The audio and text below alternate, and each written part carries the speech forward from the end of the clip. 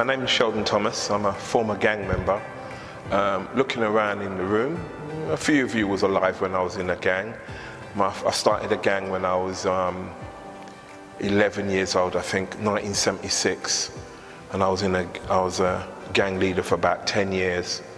In those days, it was slightly different to what it was today. We didn't start off as a criminal enterprise. We were fighting what my man was talking about, which was injustice to the black man at that time.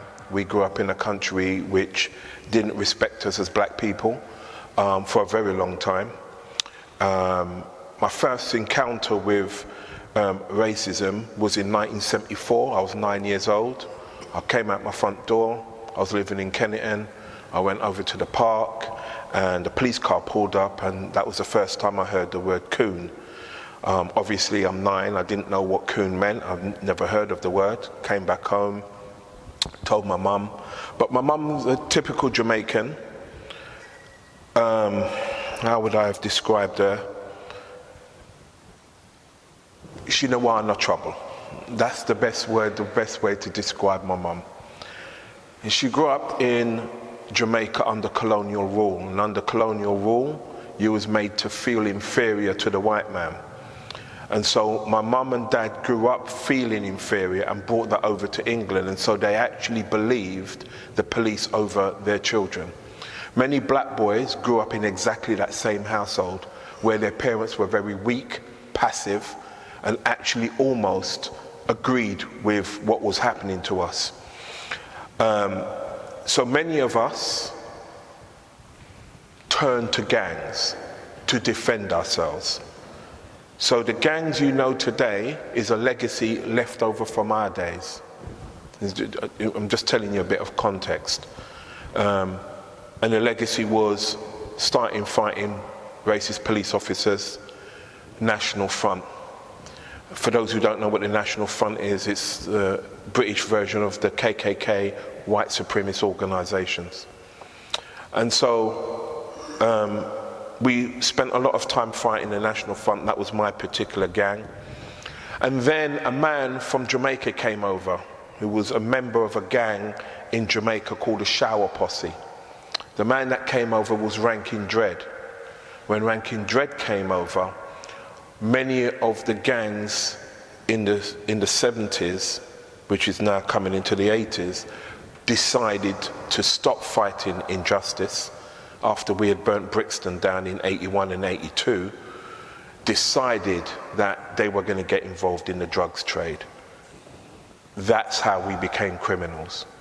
So Ranking Dread came over, and he then got hooked up with crime families.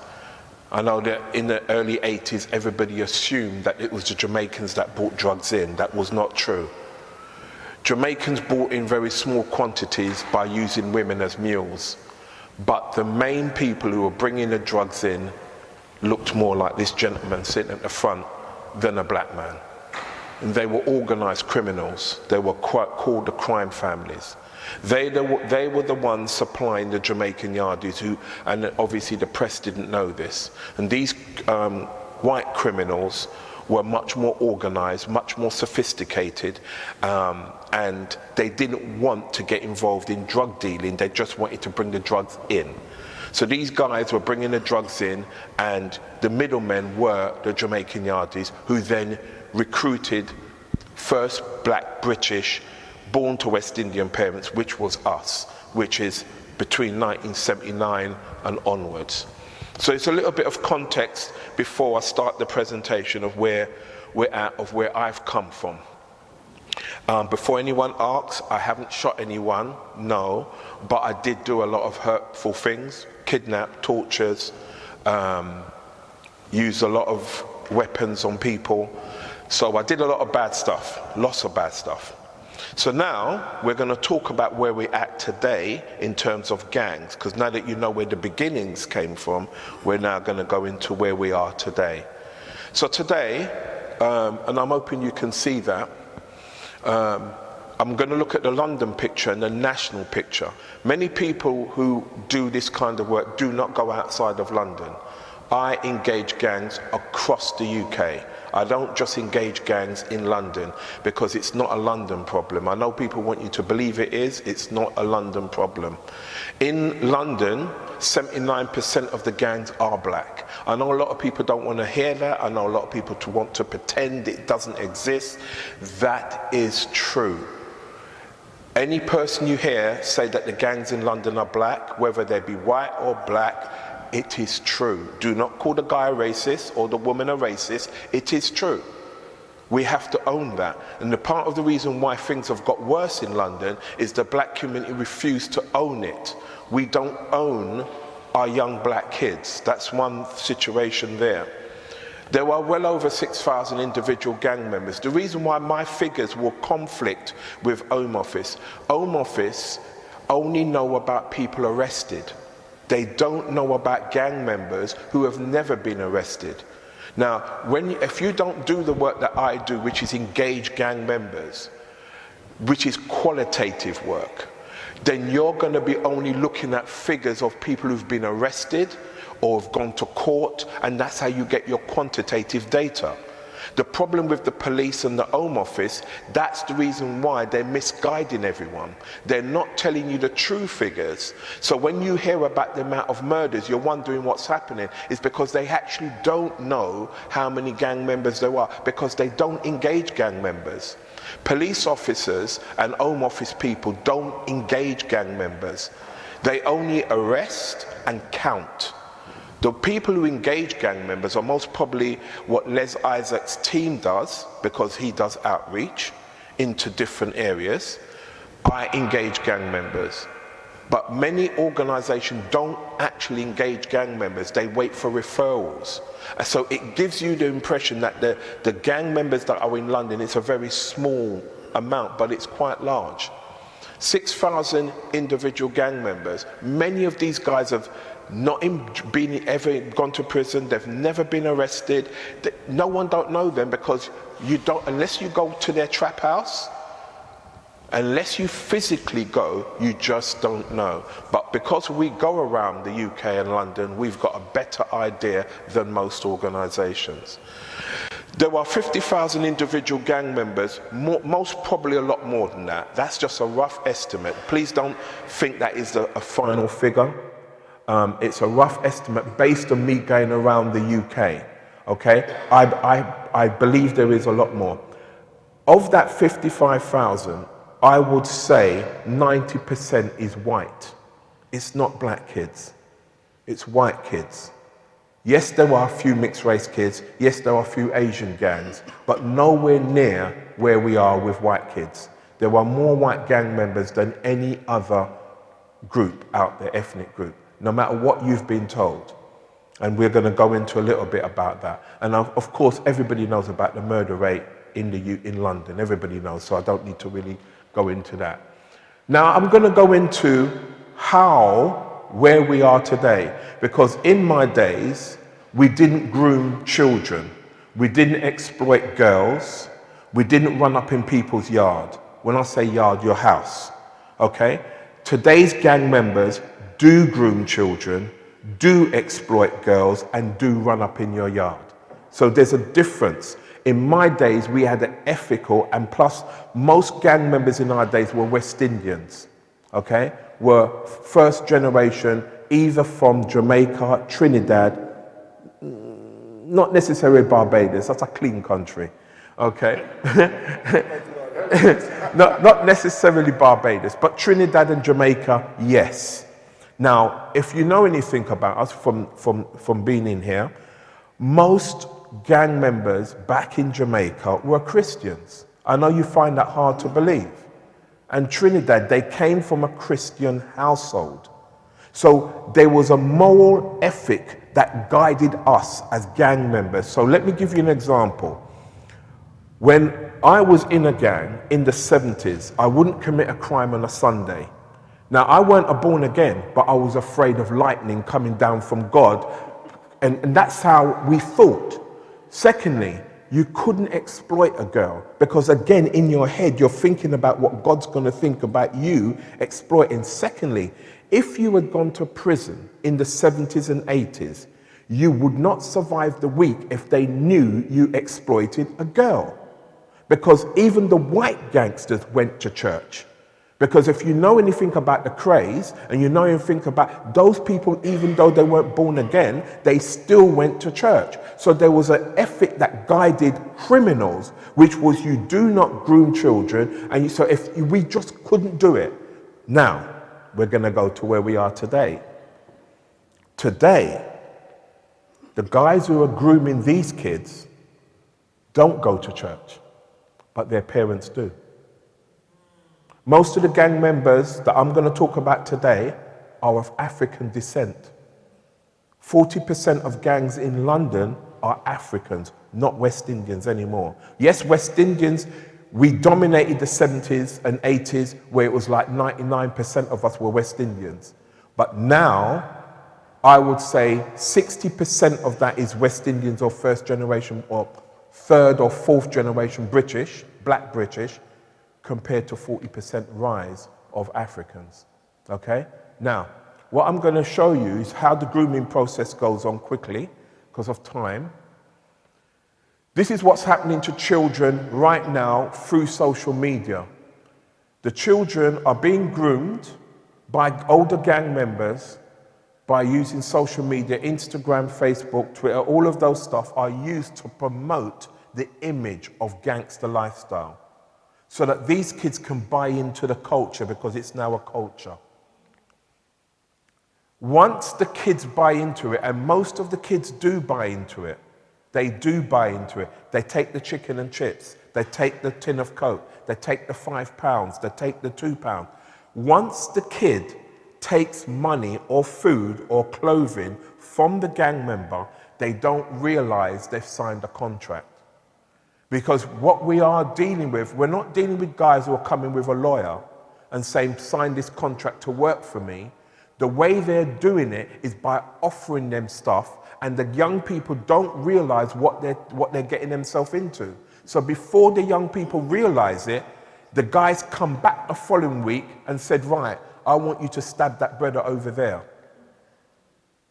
It's called an initiation. I want you to rob that person over there. I want you to break into that person. So the young person says, no, I don't want to do that. And then the person says, but last week I bought you food. So we need to be aware of what young people are accepting from guys who are just a few years older than them. Remember the days when we were growing up, or we came here in the 50s and 60s, our parents will say, don't talk to strangers or adults. It was adults. You have to say the same about teenagers. We've got to educate children not to talk to teenagers, because the teenagers have got ulterior motives. They are not to be trusted. The problem with us is that we're trying to come with a tame message. We're trying to make our young people to be all nice, and they are not. Most young people involved in this lifestyle, they are nasty pieces of work, and we've got to wake up to that. There's no point in us as a church pretending that these kids are wonderful. They are not. The next thing that these gang members will get the children to do is to lie to the parents. So the first thing they're trying to get them to do is do not come in on time.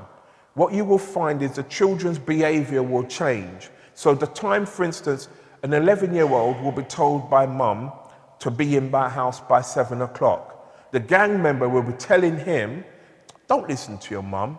Your mum don't know nothing, man. Just hang out with us. So rebellion, that spirit of rebellion then comes into that child, who then starts playing up at home.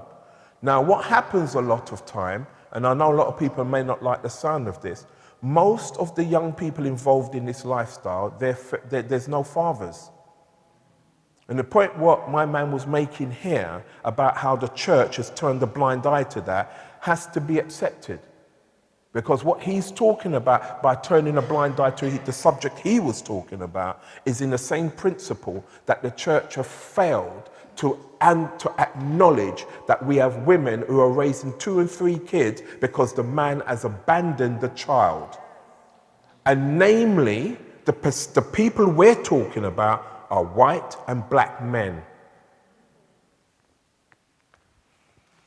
The manipulation, this is where they get the girls.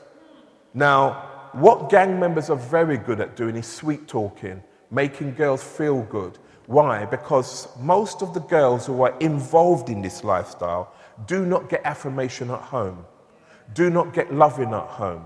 The biggest problem we have today in society is the lack of love in a family home.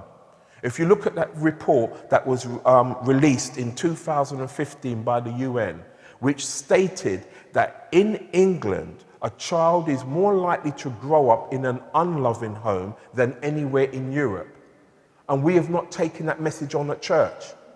And one of the things that Tayo was mentioned is that the reason why the church don't take it on, because we're more interested in the money-making schemes, we're more interested in the prosperity message than actually what is affecting our communities today. We've come into what America is now doing. America talks about prosperity more than absolutely anything. But if you look at the degradation of what is happening in with African American communities and the Hispanic, the church has failed them in a big way because they spend too much time talking about that message, and we have become the same. We've lost our way. The church is no longer powerful because we have lost our way on dealing with issues that we should be dealing with, which is absent fathers. The gang members are very good at promoting money. Why? Because most single parents are struggling. Most black families are struggling because of institutional racism, the glass ceiling, and our own self-doubt. We've become self-doubt, we've become weakened, demonized, and we've taken all of those issues on board, including Christians have done the same. We no longer take the message of God, what God says, who can be for us and who can be against us. We actually take the message on the world by listening to them, and so we become more defeatist. And as we become more defeatist, we blame more. See, the problem with the black community and poor white communities, if you listen to when they talk, there's a blame culture. And the blame culture is because they've taken on what the devil's telling them. And what happens when you take on what the devil's telling them, you then blame everyone else but yourself. The one thing I learned with Jesse Jackson when I was in America, when I went to America because 4 gunmen came into a nightclub, they came to shoot me, the bullets missed and blew the guy's head off next to me. So I then met up with a man called Bernie Grant, who then took me to America to meet up with Jesse Jackson. And one of the things I learned from Jesse Jackson when I was out there, he says, you've got 2 choices in life. He said, you can either allow racism to dictate your life, or you can actually contribute to changing racism by changing yourself first. And the one thing I learned was I had to change. So it meant when I come back, I can't carry a gun anymore, because I was a gunman. I can't carry a baseball bat because I used to smash people's heads with that. I can't torture people. I have to be the change, because he was saying, you can blame the white man all day long. We can talk about slavery all day long. We can talk about all of those things, but what are you going to do? Because he said that is what's going to make you continue to hate. And it's the hate that made me the person, because I hated the white man. So he said to me, you have 2 choices: continue to hate the white man and end up dead, or be a change. So the problem in the black community and poor white communities is that they're not willing to accept that there are certain things we can't change, but you can change yourself. And until the poor white communities, Liverpool areas in Manchester, Liverpool, Sheffield and Nottingham, and black communities begin to acknowledge that we've got to make the change. In other words, we have to become better men. This is what happens to your child. If your child does not take on board what I'm telling them about not taking stuff from older teenagers, their lives will be trapped. Now let me tell you about gangs. Once your son or daughter is involved, you can't get them out. I don't care what police officer tells you. That's a lie. They can't. Let me tell you about gang members today. They're not afraid of shooting at police. They're not afraid of police, and they're certainly not afraid of you. And the thing what we have to wake up is that there's no fear in this. Why? Because they've become desensitized to violence, and their world is not like our world. Our world is we will pick up the phone the police, and they will come record a crime. In their world, they go in a car with their guns, find the person, and if they can't find the person, they'll find the next person and shoot them down or stab them up 15 times. That's their justice. That's the world they're in. Once your son or daughter is in that world, I am going to tell you now, it's very difficult for you to get them out. Simple as that. Now I'm going to show you a gang member who loves to film himself grooming children. Reason I didn't put this video up, he did it. Nothing to do with me. His name is Nines. He's from Arsden. His name of his gang is called Church Road Soldiers. And what these guys do, so that you understand, and you need to listen to this. Children are listening to this music. It's called trap and drill. And this music is the reason why gangs are spreading even further. And what these guys do is they pretend to be rappers and they make your son or daughter believe in them, and actually they're just drug dealers. Now, when I say they pretend to be rappers, don't get me wrong, they are very talented. I am not saying they're not. They are, in fact, they're more talented than the Americans. The problem is, these are just gang members trying to suck your children in using another vehicle.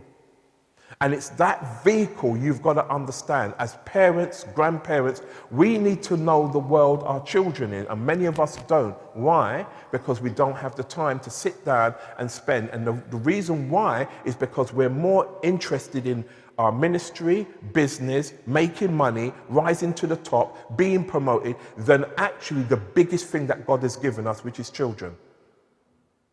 We're more interested in our own welfare as men and adults. We're not actually interested in our children. That's the reason why when we choose the schools for our kids to go to, we do no research. We just say, that school's around the corner, go to that one. And we don't do any research to find how many gangs are in that school. Because if you're choosing a school in London, every secondary school has a gang in it. I was invited to 4 private schools where the parents pay £40,000, X amount of money, and there were gangs in that school. We have to get our heads out of the sand. We are in cuckoo land. If we honestly think by just sending your kid down to the nearest school, then you're going to wonder why your son ends up or your daughter ends up involved in a gang, then you're going to wonder why. We have to spend more time with our kids. So listen, let's have a look at this video and I'll show you what this guy does. So I'm going to stop the video there because of time. The guy in the green jacket, I know you can't tell if it's green, but the guy with the load of cash, that's Nines. He's a rapper, but he's actually really a drug dealer. Walks into JD Sports with £5,000 cash.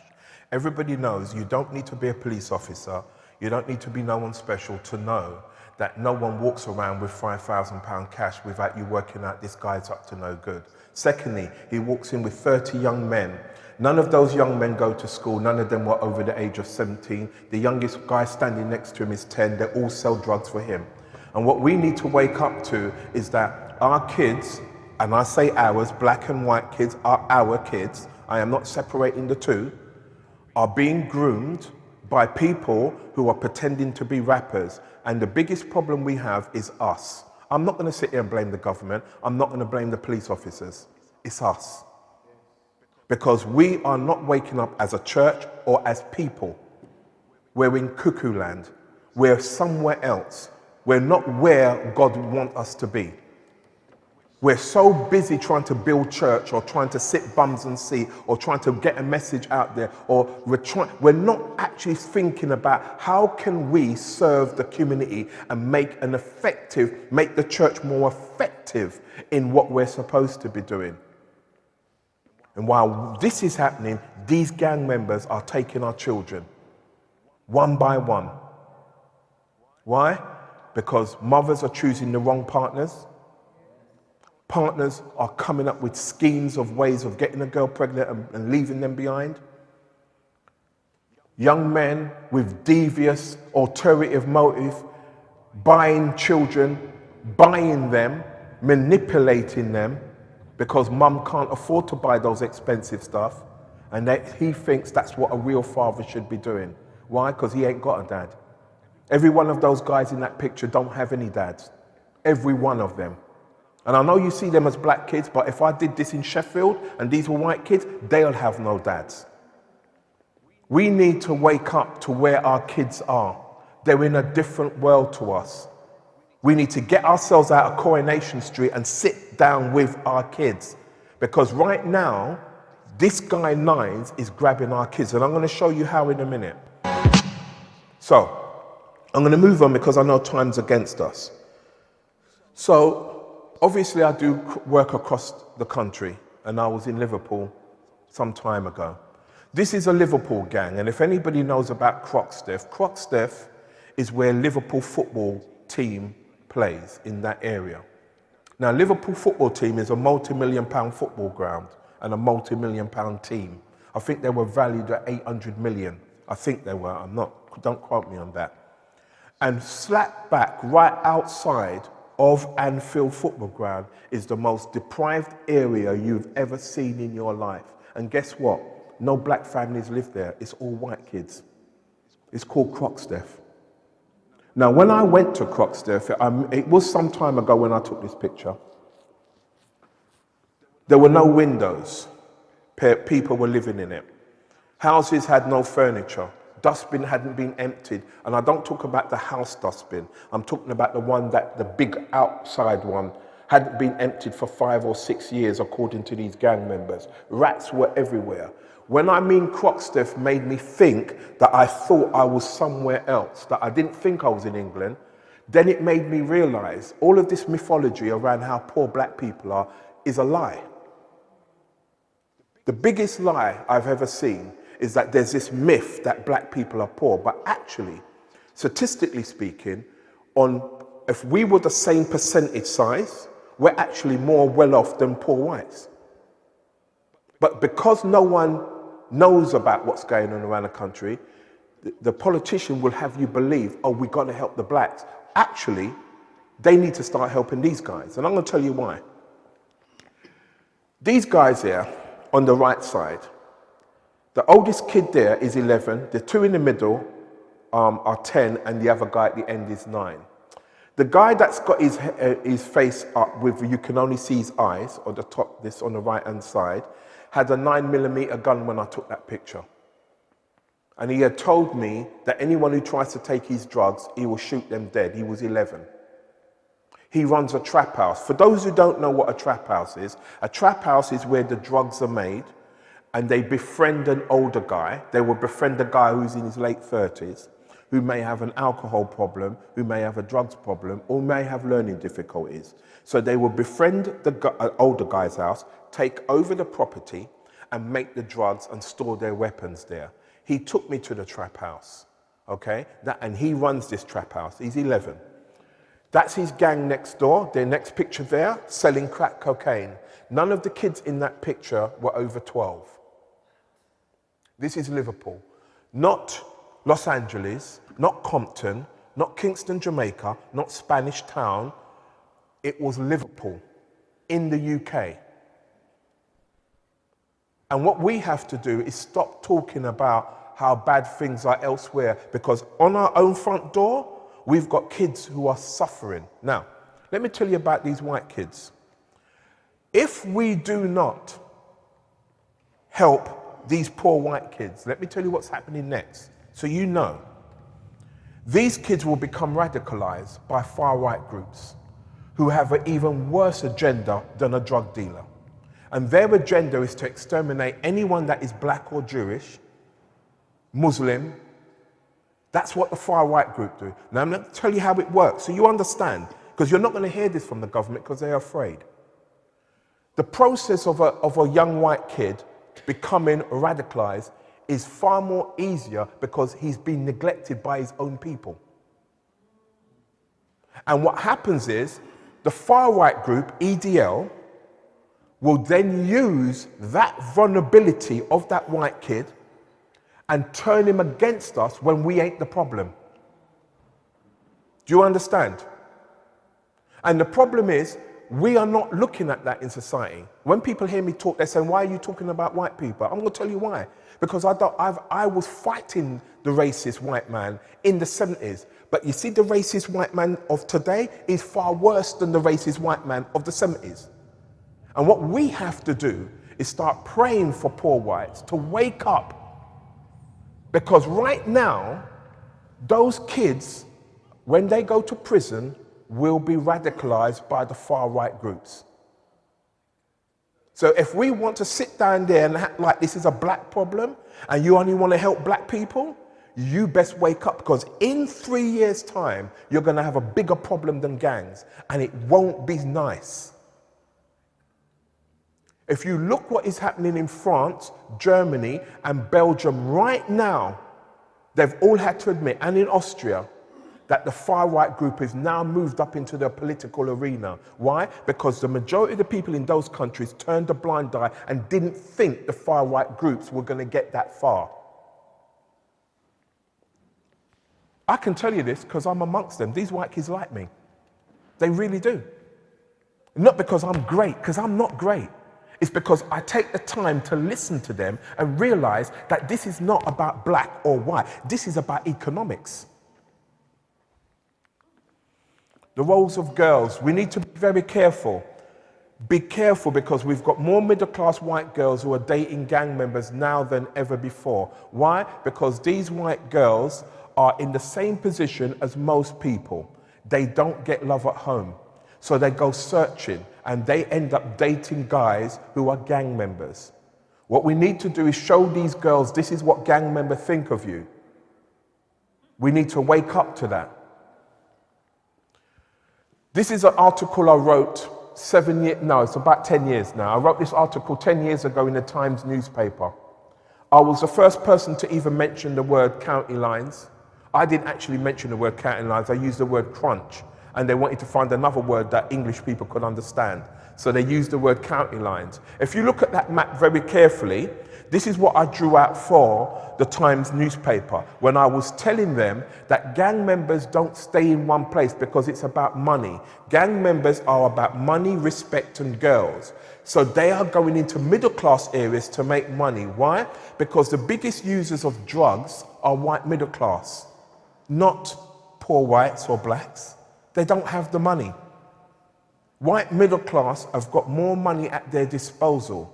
They are the ones who are funding young black kids and young poor white kids. They are the ones funding it. They don't bring the drugs in, but they are the ones funding it indirectly. This is a guy called C-Biz, another guy who claims to be a rapper, but he's a drug dealer. As you can see, this is the picture he put up on Instagram to entice our children. In that picture is £60,000 he made from selling drugs that week. None of us in this room, maybe Les does, earn £60,000 in 1 week. So apart from Les, none of us in the room can say we earn £60,000 in a week, can we? Let's be totally honest. Yeah, let's be real about it. You can make money from selling drugs. I'm not going to lie about that. But here's what he's not told the kids. That picture doesn't tell children that that guy can never go to his mum's house. That guy can't even go to the corner shop. Let me tell you about C-Biz. He can't even step out of his front door to buy a loaf of bread. Why? Because rival gangs will kill him the minute they see him. If he goes to his mum's house, the rival gangs will know where his mum lives. And let me tell you what rival gangs will do to your mum. They would come up in the yard with a baseball bat and break her cranium until when she tells them where the money is. But gang members don't tell you that. They don't tell the children that. Because they make the children think when you've got this money, you're the top of the world. But this guy can't go anywhere. He doesn't tell you that in that picture. He literally cannot go nowhere unless he's got 5 or 6 guys with him. He has to walk streets with a weapon. He cannot leave his house without his gun. He cannot do that. It's not possible.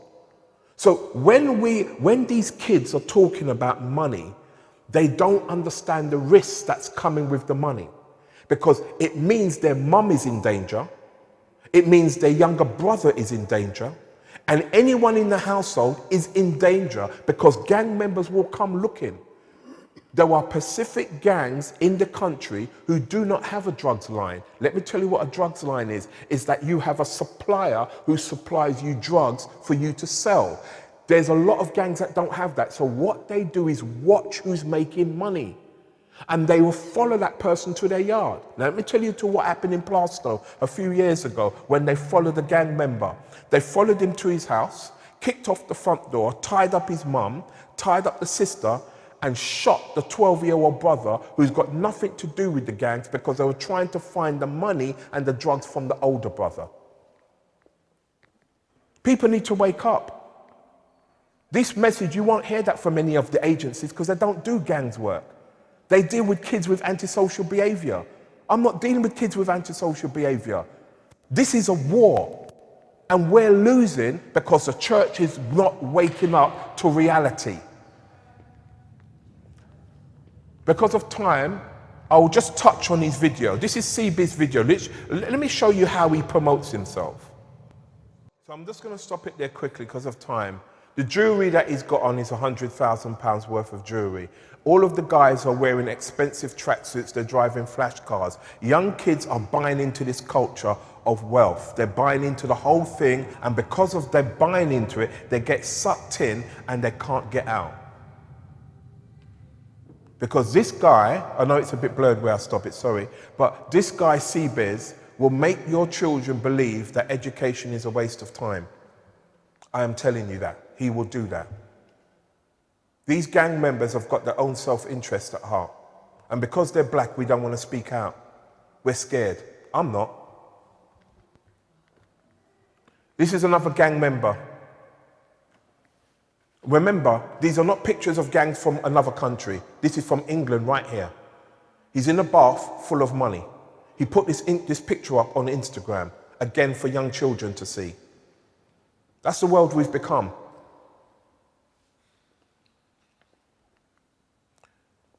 As you can see, there's a white man in the background called Tim Westwood. For those who don't know, he's a radio DJ that's been playing hip-hop music for a long time.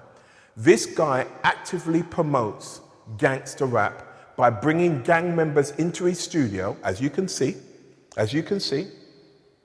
And what he does, he promotes their music.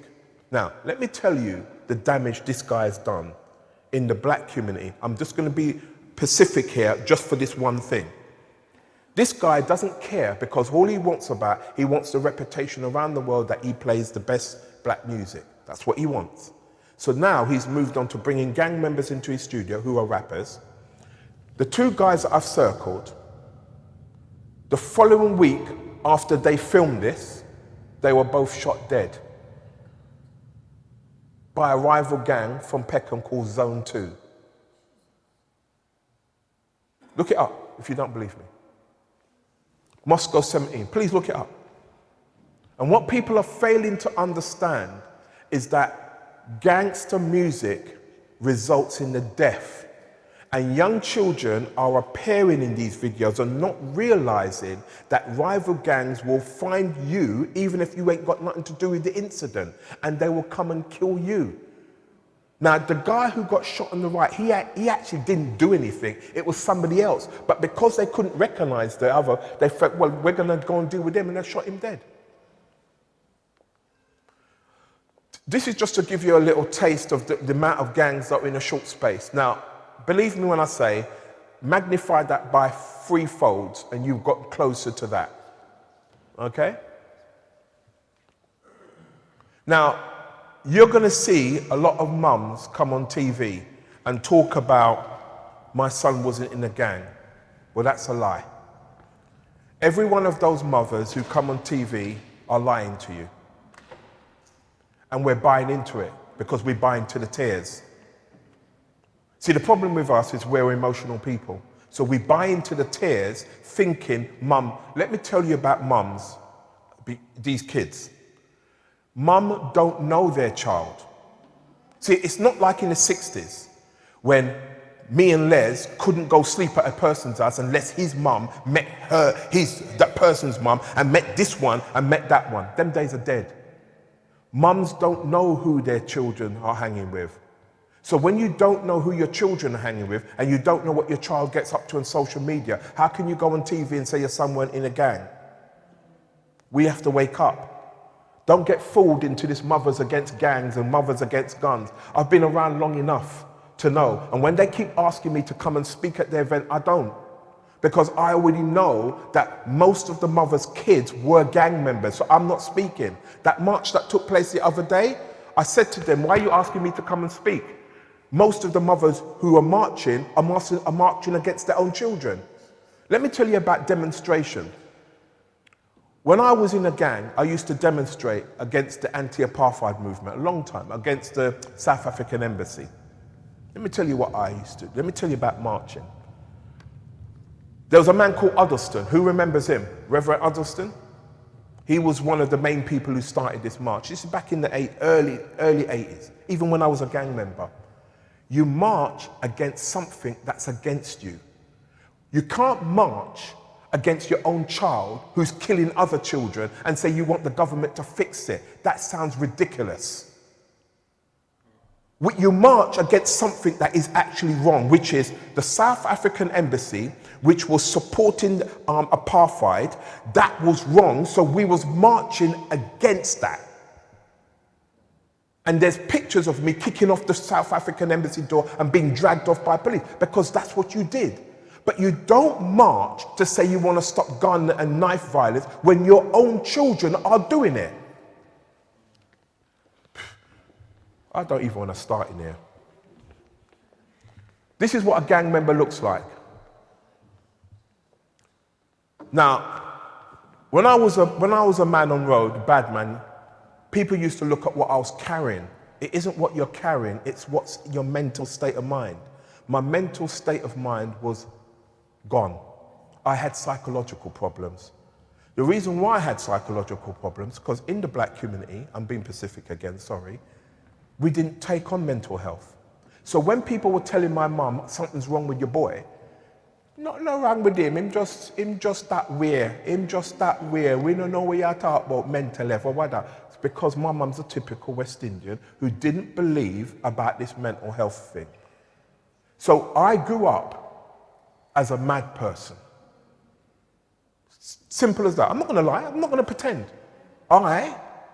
Because of what happened to my brother when 15 Skinners decided to break him up and take out his eye socket, break his jawbone, break his ribs, and police officers were laughing, I lost myself.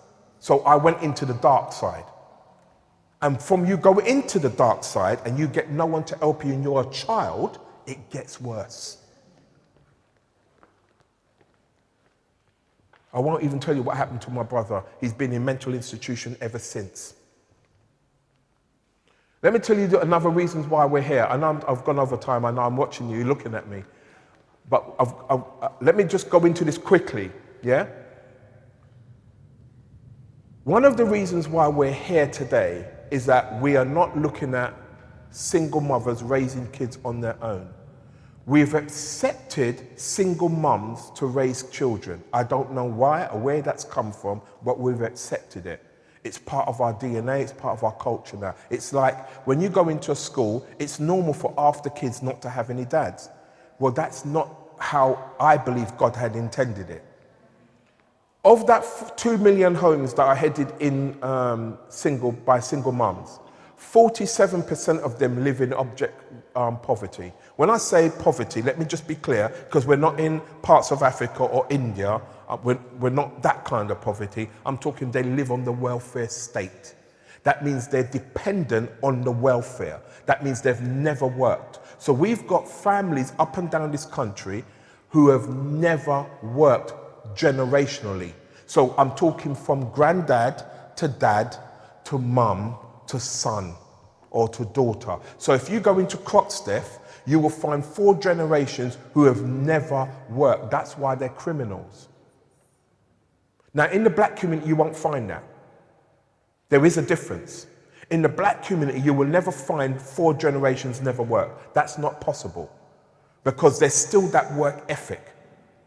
What you will find in the black community is that there's one person, which was me in my family, who falls off because of an incident that he got traumatized with. So what happens in the black community is that certain black boys who were traumatized by certain incidents then become gang members. You won't find a whole family like in the white family as all become criminals. So for instance, when you look at a Croxteth family, they're all criminals. When you look at a black family, they're not all criminals. That's the difference between the two, if that makes any sense to you guys. There is a correlation. 3 professors have found a correlation between absent fathers and young boys and girls joining gangs. 2 in America and 1 in Britain. I believe there is a correlation. I believe there is a correlation between absent fathers and young men joining a gang. And this is where the church needs to wake up to, because many of the men who are in church are not looking after their kids. And we're allowing them in the door as if it's coming like nothing. We should shut church down on a Sunday and say, for the next 4 Sundays, we're going to educate our men about what it means to be a man. Now, this is the part I want you to get to. How much hours or minutes do you think we spend? This is 2 professors again and my study. So let's have a look at the amount of minutes, because I'm going to say minutes, for the average man. And I'm talking about the average man. I'll break it down in a minute. The average man spends 35 minutes per day with his child. The average woman spends 1 hour with her child per day. Now watch this. The average child aged between 13 and 25 spends 9 hours a day on social media. That's the reason why our kids are in a gang. So people are looking for some different answers. Everybody's telling you about youth clubs, which is pathetic. Everyone's telling you about the government didn't do nothing, or the government don't. It's all pathetic. Everything about gangs and radicalization, radical Muslims and far-right groups is all about us as parents. Because we have forgot one of the golden rules which God has set out. If you look at the Bible, the first thing he did was create family. And we've stopped looking at family because we're interested in our own self-worth. Let's have a look at the age group of 8 to 12. They spend 6 hours a day. That's why they're raising our kids. Why do you think those 4 Asian girls run off to Syria? The dad's going on TV and saying, don't know what happened. You didn't spend any time with your child. That's why you don't know them. That's why you didn't know they were into radicalization. That's why you weren't watching what they were doing. If you look at the average parent, what do you hear them talk about? Not their kids. They don't talk about their kids. They talk about what's happening for them. That's what we do. Now, I'm not having a go at anyone in the room. I'm just telling you from my own perspective. My mum had 3 jobs. How can my mum know whether I was in a gang? My dad had 2 jobs. How can he know if I was in a gang? He can't go on TV and say, boy, my son not in a gang. How do you know, Mr. Thomas? Well, me just know. You don't know nothing. My dad don't know nothing. He didn't know nothing because he worked too hard. And one of the golden rules is that we spend more time at work than we do with our kids. And then we're sitting there wondering why our kids in the gang. And you want to blame the government? And you want to blame the police? And you want to blame lack of youth club? Are we serious? We are the problem. The church and us. We are the problem. The church doesn't do nowhere near enough social work. They don't do anything. All they think about is this. And we as parents, all we think about is getting promoted. And what businesses we're having, and what ministries we're building. We have become lost to what the real value of life is, which is family. Our kids are first. Now let me tell you what I learned with my wife. My wife is Bajan. I'm Jamaican. So you know there's a conflict right there. I learned when I met my wife, I'm not sure if Les knows this, but my wife didn't want when we have kids, for what happened to me. Mentally problems, psychological problems, gang stuff, all that. So we decided, both of us, we had a good job. I worked for the government, believe it or not, with a criminal record. That's God for you. My wife worked for a good, for government. So we both had top jobs. So, in the 1990s, me and my wife were pulling in £70,000. That's unheard of in any black family, okay? Big money. Now, here's what happened. My wife sat down and said, Cheryl, we can't both be at work if we're going to have children. So let's hear what happened. One of us had to decide to leave work. So my wife said, you stay at work, I'm staying at home. We went broke. So we went from designer clothes to Primark clothes. Now don't get me wrong, nothing wrong with Primark. But do you see what I'm talking about? The problem with parenting today is we're not prepared to sacrifice for what's important. We went through 7 years of what I would call being broke. That means we were living bill by bill.